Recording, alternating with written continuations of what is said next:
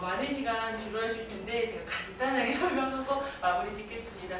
일단 제가 오늘 부모님들께 말씀드리고자 하는 건 딱 두 가지로 추려서 말씀을 드릴게요. 첫 번째는 내신 관리. 이제 방학 동안 아이들이 어떻게 공부를 해야 되는지 학원 자체의 커리큘럼 안에 들어있는 내신 관리에 대한 부분 먼저 말씀드리고요. 아마 두 번째가 가장 궁금하실 거예요. 선행에 대한 부분을 말씀을 드리려고 합니다. 이과, 문과 선택에 의해서 아이가 어느 정도의 선행을 하고 나가야 되는지 그런 선행에 대한 단계적 설명을 좀 드리고자 합니다. 자, 먼저 지금 제가 그 자료집에 나와 있는 거는 1년 전체의 계획이고요. 일단 제 수업의 핵심은 겨울방학과 여름방학 동안에 모든 진도를, 한 학기 진도를 다 마무리한다는 게 핵심입니다.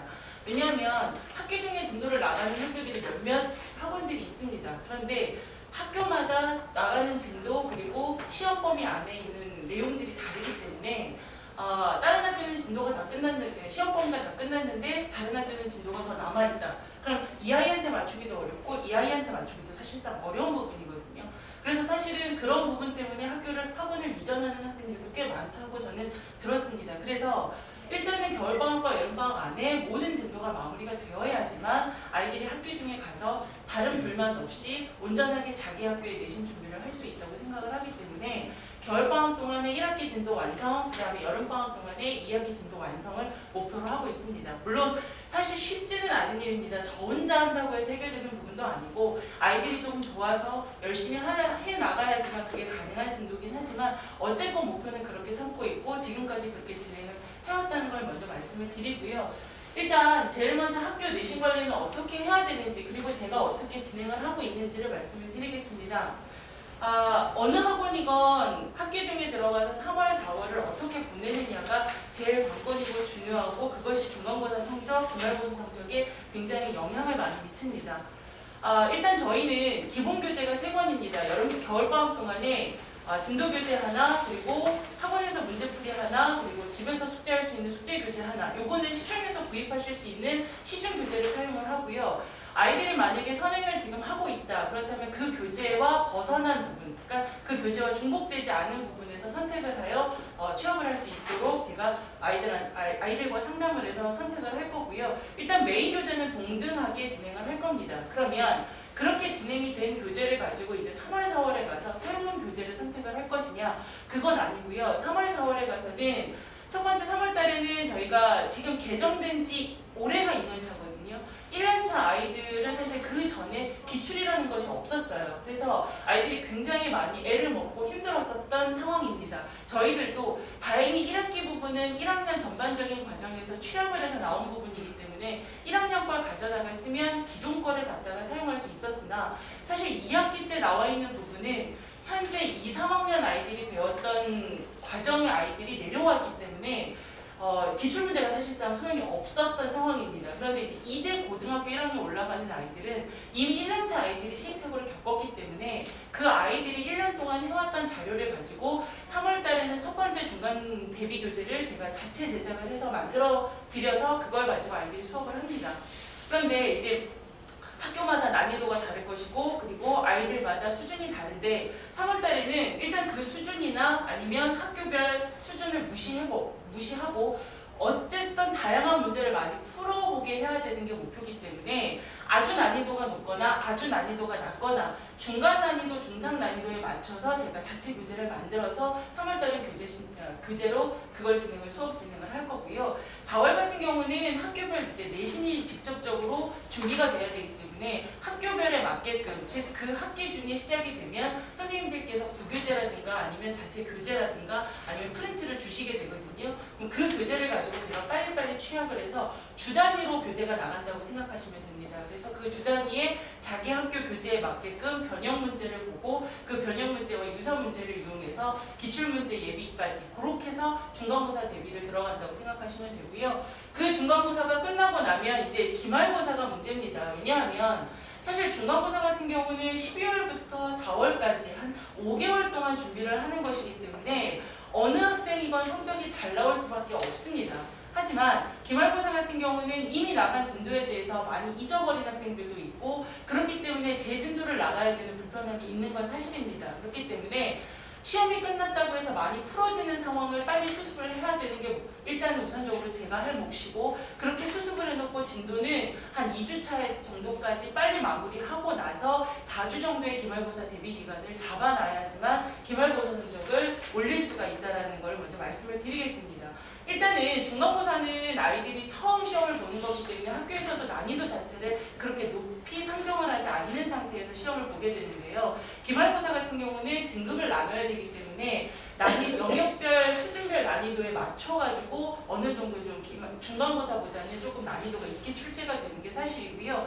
학교별로는 좀 차이가 있습니다. 유신이나 창현이나 아니면 효원이나 요런 학교들, 권선 같은 학교들은 사실 가지고 있는 교재들, 즉 교과서에서 좀 벗어나는 문제들이 많이 출제가 되는 게 현재 지금 상태입니다. 그렇기 때문에 그 아이들 같은 경우는 기존의 모의고사라든가 아니면 기존 수능 문제에 지금 아이들이 배우는 것을 접목을 시켜서 연습을 하는 과정이 반드시 필요하거든요. 그런데 나머지 학교들은 지금 현재 아이들이 사용하고 있는 학교 교과서에서 변형하는 정도만, 그리고 한 문제 내지 두 문제 정도까지만 변형, 난이도가 조정이 되고 나머지는 거의 실수만 없으면 아이들이 90점대, 80점대를 맞을 수 있게끔 출제가 되는 게 현실입니다. 그렇기 때문에 아이들이 만약에 계산 실수가 많다, 그렇다면 내신 받기가 사실은 쉽지가 않은 상황입니다. 수학 같은 경우는.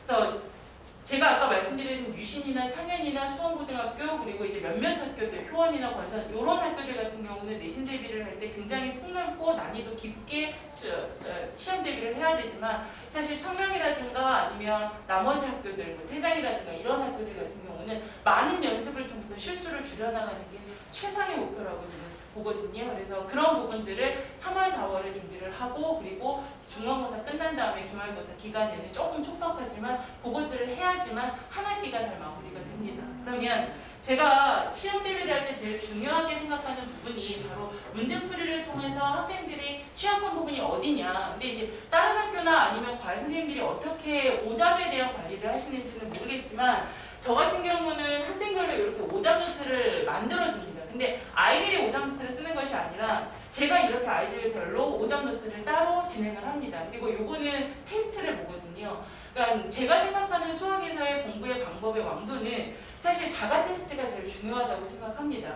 제가 수업을 할 때 아이들한테 이해되니라고 했을 때 아이들은 칠판에 써져 있는 수식에 대해서만 관심을 갖고 산수만 이해를 하는 상황이 되고, 본인이 이것을 남한테 설명할 수 있고 저한테 설명을 할 수 있어야지만 그 문제가 온전히 그 아이 것이 된다라고 생각을 하거든요. 그런데 이 오답 테스트를 통해서 보면 아이들이 확실히 어느 부분이 취약한지를 파악할 수 있고요. 일단 아이들이 오답 테스트, 이 오답 노트를 쓰는데 시간 낭비하는 일은 거의 없다라고 보시면 됩니다. 제가 학생별로 그 아이가 틀린 영역별로 한 문제당 5문제의 변형 문제를 이렇게 다 라벨지로 붙여서 제가 아이들로 그 테스트를 보게끔 만들어주거든요. 그러다 보니까 요게 만약에 학기별로 모인다면 많게는 한 3권 정도, 4권 정도 받아가는 아이들이 있습니다. 근데 그 아이들은 당연히 1등급이 나올 수밖에 없겠죠. 당연히 선생님이 해주는 대로 온전하게 열심히 했고, 또 오답에 오답을 했기 때문에 거의 틀리거나 아니면은 부족한 부분이 없게끔 준비를 하기 때문에 그런 부분에 있어서 아이들이 오답 노트를 철저히 한다면 사실 내신다는 거는 그렇게 크게 문제는 없다라고 저는 생각을 하고요. 그리고 이제 제 수업에서는 가장 중요한 게 이제 개인 1대1 지릴 시간을 제가 따로 마련을 했습니다. 그러니까 주 2회 수업인데요. 하루 따로 주 1회로 그 저희 서브 선생님이 한 분이 계세요. 그래서 아이들이 수업 시간에 질문을 못하거나 아니면 쑥스럽거나 아니면 너무 질문이 많아서 개인적인 질문할 시간이 없다. 그렇다면은 그 아이가 마음 편하게 질문할 수 있는 시간을 좀 마련을 해주자 싶어서, 제가 수업을 들어갈 수 있으면 제가 수업을 들어가지만 사실 다른 수업이 있기 때문에 제가 따로 선생님이 계셔서 그분께서 이제 아이들을 1대1로 지리 시간을 통해서 아이들한테 부족 부분을 좀 파악을 하고, 제가 그거를 받아서 다시 오답 테스트를 이용을 해서 아이들의 그 리즈를 좀 판단을 하고 있는 상황이거든요.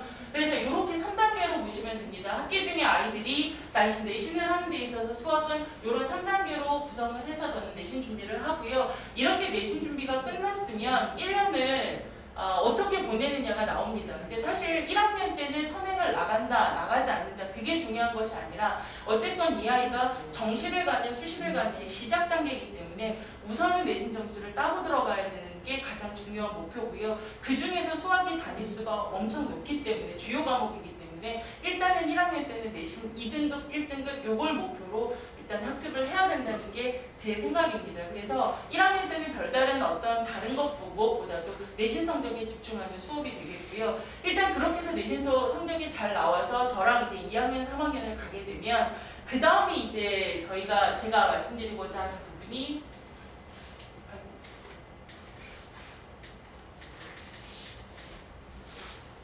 고등학교 전체적인 선행에 대한 이야기 이제 말씀을 드리려고 합니다. 그러니까 일단은 1학년 때를 그렇게 무사히 진행을 하고 나면 이제 아이들이 3학년까지 해야 될 수학적인 과정이 지금 보시는 바와 같이 나오는데 원하고 순수는 기본적으로 1학년 1학기 때, 1학년 2학기 때 하는 부분이고요. 미적분 1이랑 미적분 2는 미적분 1 같은 경우는 문이과 공통 2학년 1학기 때 진행하는 과정이고요. 미적분 2 같은 경우는 이과 학생들이 2학년 2학기 때 진행을 하게 됩니다. 그리고 이제 뒤에 있는 확률 통계와 기하 벡터 중에서 확률 통계는 문이과 공통이고요. 그리고 기하 벡터는 이과 전용이라고 보시면 됩니다. 그런데 원래는 교과 과정에 명시되어 있는 바에 의하면 고등부 1학년 때 1학기가 수원, 2학기가 수투로 진행이 돼야 되는 거고요. 2학년 때는 문과는 미적분 하나를 가지고 1년을 갖고 가게 됩니다. 그리고 이과는 미적분 1이 1학기, 그다음 미적분 2가 2학기로 구성이 되어 있는데 이거는 명시되어 있을 뿐입니다. 사실은 학교에서 진행을 할 때 온전히 2학년 때 이것만 진행을 하는 학교는 몇몇 학교가 안 되는 걸로 알고 있고요. 대부분의 이과 같은 경우는 미적분 1과 확률 통계를 연결을 하던가 미적분 2와 확률 통계 아니면 미적분과 기하 벡터 이렇게 쌍을 이루어서 2학년 동안에 저 4과목을 다 진행을 하는 게 그러니까 편법으로 진행을 하게 되는 거죠. 그래서 이름을 바꾸어서 시험을 보게 됩니다. 그렇기 때문에 표면성으로는 2학기에서 3학년 때 저 과정들을 다 나간다라고는 하지만 실제로 본 진도는 2학년 겨울방학 때까지 거의 다 마무리되는 거라고 생각을 하시면 됩니다. 근데 이제 이게 불법이기 때문에 학교에서 어떻게 진행하는지는 그 해 가서 발표되는 걸 봐야 되거든요. 사실 저희 입장에서도 이과 같은 경우 이렇게 2개만 나가준다면 정말 감사하지만 사실 확률 통계나 기하 벡터를 같이 나간다면 내신 관리하는 것 자체도 그렇게 쉽지는 않습니다. 그렇기 때문에 1학년을 무사히 마치고 난 1학년 겨울방학이 가장 중요한 이제 수학에 있어서 가장 중요한 단계가 되고요.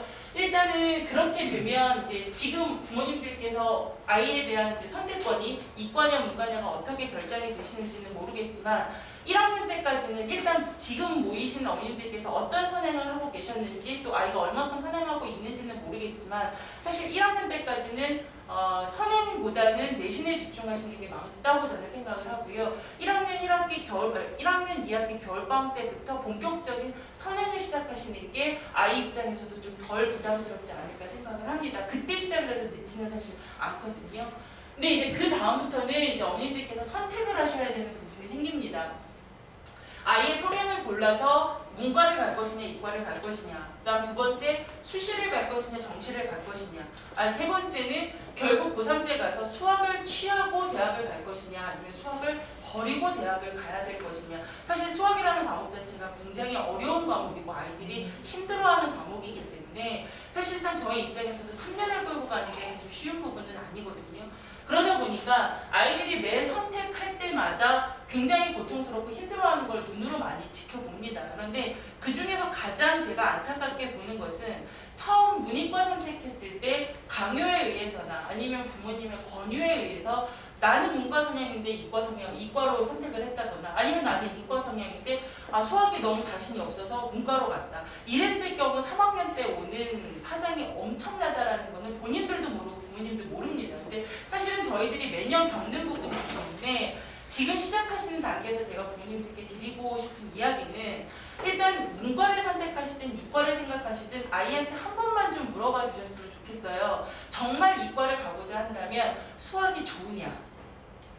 수학이 싫으면 사실 이과는 힘듭니다, 언니. 왜냐하면 보시다시피 이걸 만약에 2년 동안에 하는 거면 아이들한테도 부담이 좀 덜 되겠지만 아이들한테 1년 동안에 저 4과목을 다 같이 시작을 해서 그걸 정시까지 소화를 한다는 건 사실 쉽지가 않거든요. 거거든요. 근데 그런 거를 아이들한테 견뎌라라고 하는 거는 사실 저희 가르치는 입장에서도 현실적으로 불가능하다는 거 알면서도 시킬 수밖에 없는 부분이고요.